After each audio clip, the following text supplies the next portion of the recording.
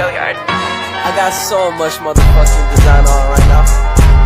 Break it down, bring it back, make it clap. I got 3 old thoughts, new guap, wear that thing. Bitches on my line, and you know they come straight. Di sini saya akan menjelaskan apa itu tekanan hidrostatis. Tekanan hidrostatis adalah tekanan yang diberikan oleh air ke semua arah pada titik ukur manapun. Akibat adanya gaya gravitasi, tekanan hidrostatis akan meningkat seiring dengan bertambahnya kedalaman air diukur dari permukaan air. Akibat gaya gravitasi, berat partikel air akan menekan partikel-partikel yang ada di bawahnya. Dan begitu pula partikel-partikel di bawahnya akan saling menekan hingga ke dasar air, sehingga tekanan di bawah lebih besar daripada tekanan di atas. Di sini saya akan menjelaskan rumus dari tekanan hidrostatis. Tekanan hidrostatis tidak dipengaruhi oleh berat air, luas permukaan air, dan bentuk bejana air. Tekanan hidrostatis menekan ke segala arah. Tekanannya dilambangkan oleh Newton per meter kuadrat atau Pascal. Adapun rumusnya yaitu pH sama dengan rho GH, di mana pH adalah tekanan hidrostatis, rho adalah massa jenis zat cair, H adalah kedalaman dari permukaan air, dan G adalah gaya gravitasi. Jadi semakin besar jarak titik ukur dengan permukaan air, maka akan semakin besar tekanan hidrostatis pada titik tersebut. Fenomena ini dapat kalian lihat pada gambar berikut, di mana semakin besar ketinggian air pada titik tersebut, maka akan semakin besar pula tekanan hidrostatis di dasar bencana itu. Akibatnya, air akan muncrat lebih jauh pada gambar bencana sebelah kanan daripada bencana sebelah kiri. Karena pada bencana sebelah kanan mempunyai tekanan yang lebih tinggi dibandingkan dengan bencana sebelah kiri. Baiklah, saya akan menjelaskan contoh penerapan konsep tekanan hidrostatis dalam kehidupan sehari-hari. Contohnya, pembuatan bendungan. Dinding bendungan bagian bawah didesain lebih tebal daripada bagian atas. Didasarkan pada konsep tekanan hidrostatis bahwa semakin dalam maka tekanan akan semakin besar. Dinding bendungan bagian bawah dibuat lebih tebal dari bagian atas agar bendungan tidak jebol karena terkena tekanan zat terbesar berada pada bagian dasar. Setelah kita mengetahui pengertian rumus dan penerapan tekanan hidrostatis, selanjutnya kita akan masuk ke praktikumnya. Jadi, tujuan praktikum ini adalah untuk menentukan besar tekanan hidrostatis dalam kedalaman tertentu pada zat cair. Untuk mempraktikkannya, kita memerlukan alat dan bahan sebagai berikut. Yang pertama, ada penggaris. Yang kedua, botol air mineral dengan ukuran 1,5 liter. Yang ketiga, spidol. Yang keempat, selotip hitam. Yang kelima, air biasa. Dan yang terakhir adalah paku. Baiklah, selanjutnya kita akan masuk ke prosedur praktikumnya. Yang pertama, berilah 5 buah lubang pada botol air mineral secara berurut dari atas ke bawah dengan jarak masing-masing botol yaitu 5 cm, 10 cm, 15 cm, 20 cm, dan 25 cm. Kemudian, tutup setiap lubang dengan selotip hitam.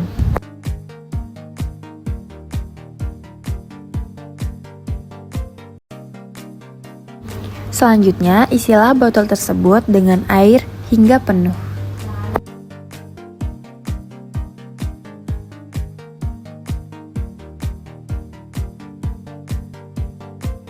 Setelah terisi penuh dengan air, bukalah selotip hitam pada lubang pertama dan amati air yang keluar dari lubang tersebut. Lakukan hal yang sama dengan lubang yang kedua, ketiga, keempat, dan yang kelima.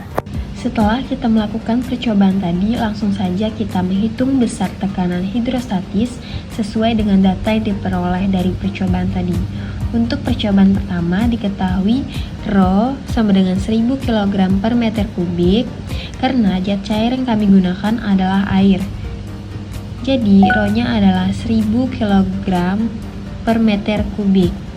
Untuk G sama dengan 10 meter per sekon kuadrat karena secara resmi besar gaya gravitasi bumi adalah 9,8 meter per sekon atau 10 meter per sekon kuadrat, tetapi kami menggunakan yang 10 meter per sekon kuadrat agar mudah dalam menghitungnya. Kemudian H-nya sama dengan 0,05 meter. Berdasarkan percobaan tadi kita dapatkan kedalaman yaitu 5 cm. 5 cm kita ubah menjadi meter, jadi hasilnya adalah 0,05 meter. Untuk percobaan yang kedua diketahui Rho sama dengan 1000 kg per meter kubik. Untuk G 10 meter per sekon kuadrat. Untuk H-nya 0,1 meter. Didapatkan dari 10 cm yang diubah menjadi meter yaitu 0,1 meter. Percobaan ketiga diketahui Rho-nya 1000 kg per meter kubik. Untuk G 10 meter per sekon kuadrat dan H-nya 0,15 meter dari 15 cm yang diubah menjadi meter. Untuk percobaan yang keempat diketahui Rho-nya sama dengan 1000 kg per meter kubik, G-nya sama dengan 10 meter per sekon kuadrat, dan H-nya 0,2 meter yang didapatkan dari 20 cm yang diubah menjadi meter. Untuk percobaan yang kelima diketahui Rho sama dengan 1000 kg per meter kubik, G sama dengan 10 meter per sekon kuadrat, H sama dengan 0,25 meter yang didapatkan dari 25 cm diubah menjadi meter.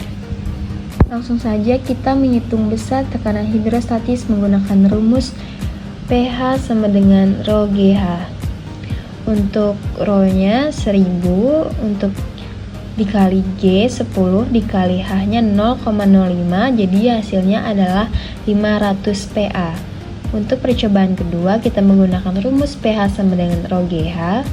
Untuk Rho-nya 1000 dikalikan dengan G 10 dan H-nya 0,1. Jadi hasilnya 1000 PA. Untuk percobaan yang ketiga kita menggunakan rumus pH sama dengan Rho GH. Rho-nya 1000 dikalikan dengan 10 dikalikan dengan 0,15 hasilnya 1500 PA. Untuk percobaan yang keempat kita menggunakan rumus pH sama dengan Rho GH. Rho-nya sama dengan 1000 dikalikan dengan G 10 dan H-nya 0,25 hasilnya 2000 PA. Dan percobaan yang terakhir kita menggunakan rumus pH sama dengan Rho GH. Rho-nya 1000, G-nya 10 dikalikan dengan H 0,25 hasilnya 2500 PA. Tekanan hidrostatis yang paling besar dari kelima percobaan tersebut adalah percobaan yang kelima atau lubang yang paling bawah dengan tekanan hidrostatis sebesar 2500 PA. Berdasarkan hitungan dan prosedur praktikum, kita dapat memahami bahwa kekuatan pancaran air dipengaruhi oleh kedalaman air. Sehingga semakin dalam maka semakin besar pula tekanan yang diberikan. Tekanan tersebut dinamakan tekanan hidrostatis.